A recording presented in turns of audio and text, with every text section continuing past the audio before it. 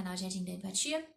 Hoje eu quero voltar a comentar os livros que a tag Curadoria indica, né, as minhas leituras, minhas percepções, porque realmente tô meio desatualizada. Apesar da minha leitura estar em dia, os meus vídeos estão um pouco desatualizados e espero que vocês gostem. Enfim, hoje, na verdade, eu vou falar sobre o livro que nós lemos em março, O Céu da Meia-Noite, da Lily Brooks Dalton. Esse livro foi anunciado como a primeira ficção científica indicada pela tag Curadoria. Ele recebeu recentemente uma adaptação para filme pela Netflix. O Céu da Meia-Noite está lá disponível. E depois de ler o livro, até assisti o filme, que tem diferenças significativas na história. Mas também vale a pena, mas não, talvez não seja tão interessante quanto o livro, o que é alguma coisa bem comum de acontecer. O filme, inclusive, está concorrendo ao Oscar, acho que na categoria de efeitos visuais. Na parte enfim, em outras categorias ele não recebeu tanto destaque.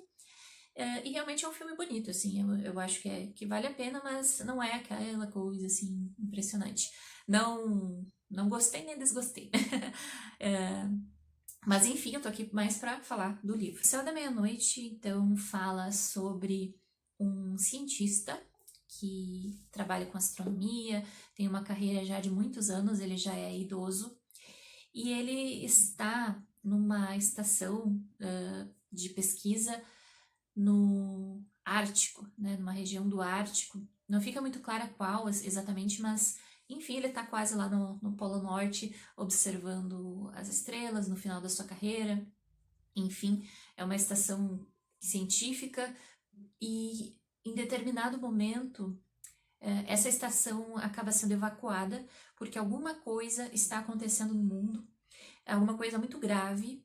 E então existe essa possibilidade então das pessoas saírem de lá para verem seus familiares, enfim.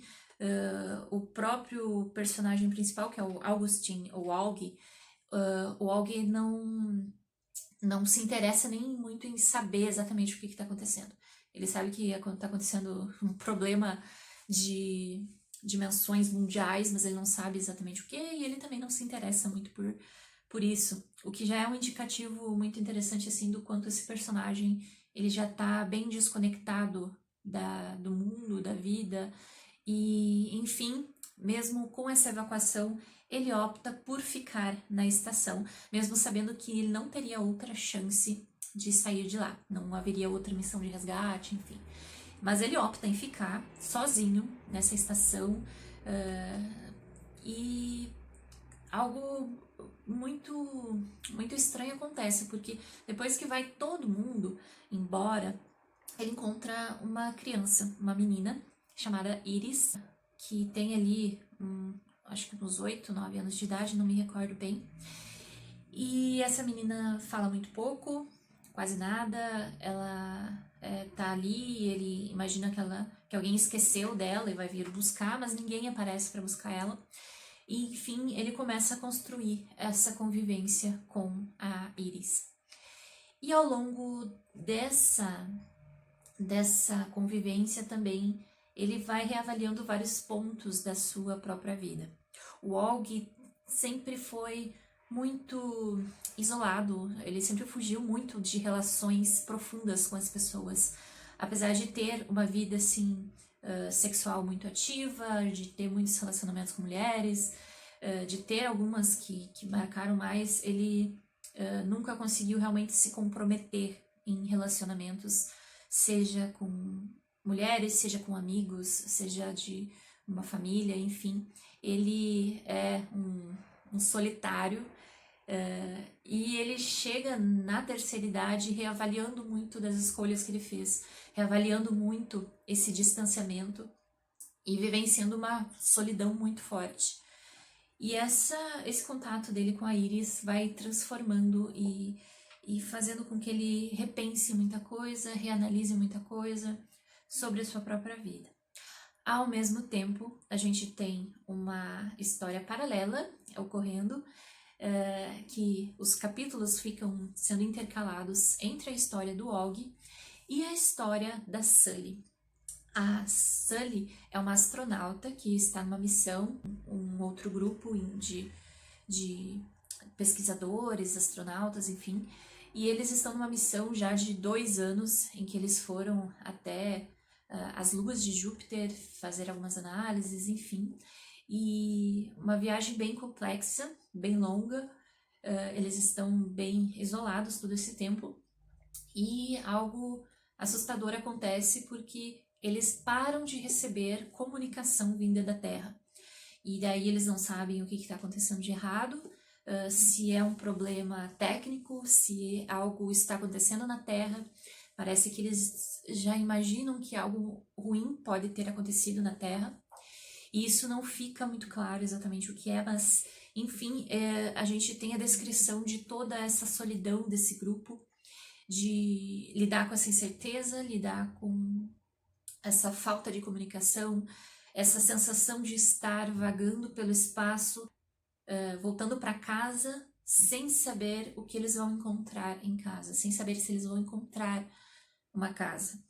Então é bem angustiante todo esse... A gente vai vendo como cada um dos tripulantes dessa nave, enfim, desse ônibus espacial, eu não sei bem a diferença, como isso vai mexendo com cada uma daquelas pessoas. E a protagonista, então, é a especialista de missão Sullivan, que é chamada de Sully, e ela, enfim, ela tá tentando fazer essa conexão com a Terra, ela começa a observar o comportamento dos seus colegas, em especial a gente tem a Devi, que é uma especialista indiana, que também tá ali, e que começa a demonstrar efeitos bem significativos, assim, de estar se distanciando, de como aquilo tudo tá mexendo psicologicamente com ela, e é muito angustiante observar o que vai acontecendo com a Devi. A Sully também, ela tem essa questão de... Ela tem uma filha na Terra, que, enfim, ela deixou para cumprir essa missão. No filme também tem muitas diferenças a respeito disso.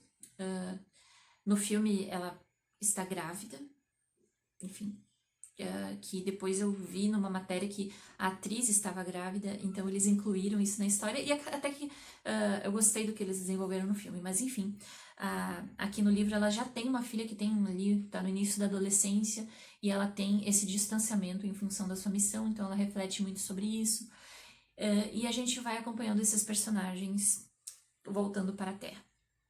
Essencialmente, é uma história que fala muito sobre solidão e talvez arrependimentos, tanto na questão dos personagens, em especial o Og, quanto da própria humanidade, se a gente for ver, porque dá a entender em vários momentos que a humanidade tomou um rumo errado, o que não é difícil da gente pensar, né, que a gente já está lidando muito com uma incerteza sobre o futuro da humanidade, na sua relação com o meio ambiente, na sua relação com a natureza e todo o potencial catastrófico que nós temos caso a gente não, enfim, não tome decisões acertadas, ou a própria pandemia que tem provado isso, como a gente precisa reavaliar muita coisa na forma como nos organizamos enquanto espécie, nos relacionamos enquanto espécie, enfim.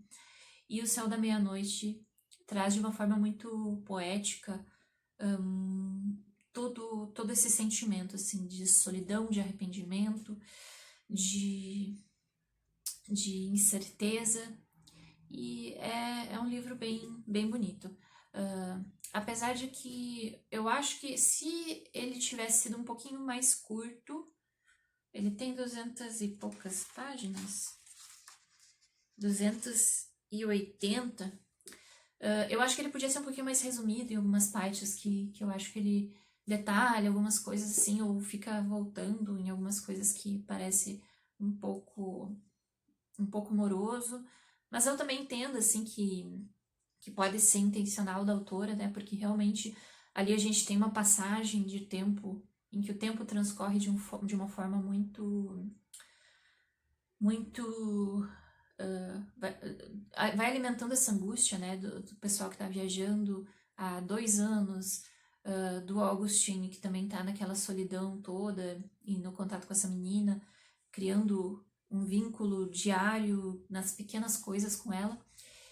Enfim, talvez se ele fosse dinâmico em algumas partes eu teria gostado ainda mais dele, mas é um bom livro, eu gostei muito, como eu comentei no unboxing, essa edição que a Tag fez tá bem bonita, e acho que é interessante essas reflexões a partir dele sobre o que a gente faz com o planeta Terra, sobre as escolhas que nós temos, enfim. E a partir daqui eu vou falar um pouquinho de spoilers, então talvez seja interessante você continuar se você realmente leu até o final, ou viu o filme, enfim, porque tem elementos que é interessante que você não saiba sem ter contato ainda com a história toda. Então, sobre o final, a gente tem essa revelação de que a Iris não existe fisicamente, ela é a Sully, porque Sullivan é um sobrenome, e a gente tem essa revelação de que o Augustine tem essa filha, que é a Iris, que é a astronauta que está no espaço e que mantém um contato com ele muito breve, muito frágil, mas que é bem significativo, assim, esse contato no final da vida do Augustine. É muito interessante a relação que ele faz com esse urso também que vai perseguindo ele e que tá ali no momento final da vida dele. E a gente entende, então, que a Iris era uma projeção da cabeça do Augustine, que é algo que eu fui suspeitando um pouco do início, porque realmente, da onde surgiu aquela criança, não teria lógica uma criança no meio de uma estação científica perdida, enfim. É algo que não faz muito sentido, então logo eu comecei a pensar que ela era realmente algo que estava dentro do Augustine. Então a gente entende que ele abandonou a Iris, teve um abandono afetivo e que grande parte desse arrependimento é nutrido por essa decisão, né? Essa questão de ele ter uma filha e mesmo com a filha ele não conseguir consolidar uma relação humana, não se aproximar. Ele prefere ter uma relação com tudo que está distante nas estrelas e não estabelecer um contato com quem está próximo, não tem proximidade com ninguém, está sempre se escutando, sempre, enfim, distante. Eu gostei bastante dessa virada, assim, não é algo talvez tão surpreendente como impossível de se imaginar que teria algo nesse sentido, mas eu gostei muito, assim, como a Lily Brooks Dalton conduziu essa história e conduziu as reflexões que a gente tem aqui. Porque isso fala muito, assim, sobre redenção, de certa forma, sobre o quanto nós perdemos ao nos distanciar do aqui, do agora, do comprometimento afetivo. O Augustine, ele começa a construir na cabeça dele uma relação do que poderia ter sido, daquilo que poderia ter acontecido, dele ser um pai próximo, dele ter esse contato, essa vida nas mãos dele, de cuidado. Então a gente vê o quanto esse arrependimento está vivo nele no fim da sua vida e, enfim, por coincidência do destino, ele tem essa última oportunidade de falar com a filha e a gente não sabe, afinal, o que aconteceu com o planeta Terra, em que condições há vida ou não há vida na Terra, além do Augustine lá no meio do nada, e dos animais, enfim, que a gente sabe que tem contato com os animais ainda, mas com a humanidade a gente não sabe exatamente o que aconteceu, se foi uma guerra, se foi uma pandemia, se foi um desastre natural, um cataclismo, enfim. E eu acho que fica legal isso, eu acho que esse final aberto é algo que eu curti, sei que irrita muita gente, mas eu curti, acho que ficou um resultado bem bacana, e, enfim, é isso que eu tinha para comentar sobre esse livro. E é interessante fazer uns comparativos com o filme também. Acho que o filme dá um outro tom no final, especialmente no final. A gente tem uma diferença ali também da motivação do Augustin, enfim. É interessante comparar as duas obras, apesar de o filme não ter me pegado tanto, não sei até que ponto pelo filme em si ou por eu já saber mais ou menos onde é que a história ia me levar. Mas enfim, por hoje é isso aí. Beijos e até a próxima.